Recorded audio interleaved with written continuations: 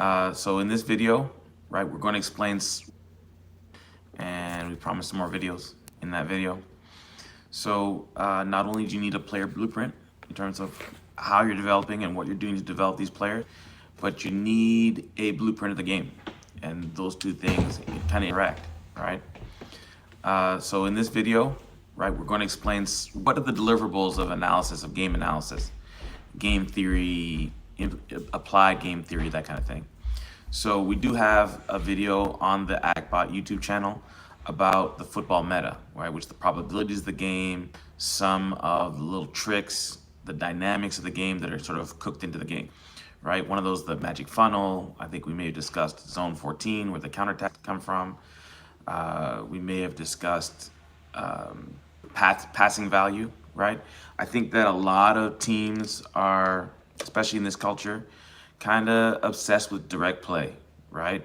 The only passes that really move the needle are those passes that enter in and around the box, right? Box entries.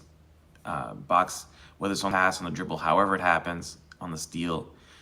This game is about boxing, right? So we need understanding, sort of meta understanding of the game we're playing, right? We also discussed in that video, the meta football video, that the game is skewed towards counterattacking, right? And then kind of like a philosophy of play, right? And given that the game's towards counterattacking, that scoring the first goal allows greater opportunities for game management, you know, what we're talking about essentially is understanding that defense, or defending in a way that is attacking, is probably the way to optimize the probabilities of any team playing, right? But you could also attack in a way that's defensive and deny the ball, the high possession teams, the counter-pressing teams, however that happens, right? You could switch your profile and manage games based on what the scoreline is, right? But we got to know what game we're playing. So we got to have a game blueprint, right? I think we discussed the magic funnel, those kinds of things. We want to build wide and in control, right? And then attack narrow and counter press, or retain possession higher, right? So kind of leverage some of those mathematics and innate probabilities of the game, right? So we're understanding from that, we build tactical style, we build a game model, right? And then the game model dictates the player blueprints, right? And a lot of this you can use AI, or you can use the TactBot, our AI, or someone else's AI, right, to start parsing through and indexing this, or really coming up, nailing your game plan. That's what the AI is for. And you know, sort of models your schedule, models the strengths of the other teams. We're going to have, we did put up a blog post. It's in the description of yesterday's live post about all of this in terms of the player blueprint. But you have to be aware that the team blueprint, the combination of the player blueprints, has to map to the meta that you're trying to build, right? The game model. And in our presentation on the channel, we discuss the meta, the probabilities, tactical efficiency, right? And what efficiency means. The game theory in terms of first goal, right?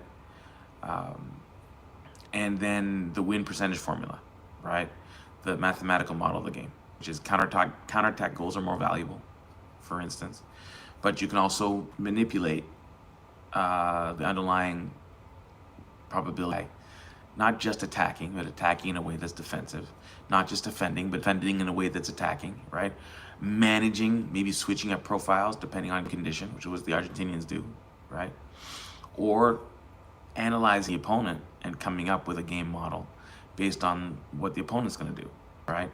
And then developing your players, moving your pieces around to address that game model, right? So it's not just a player blueprint in terms of development. There has to be some greater understanding you're doing at the game level as well, the strategic level, right? So if you think about what the player blueprint was talking about,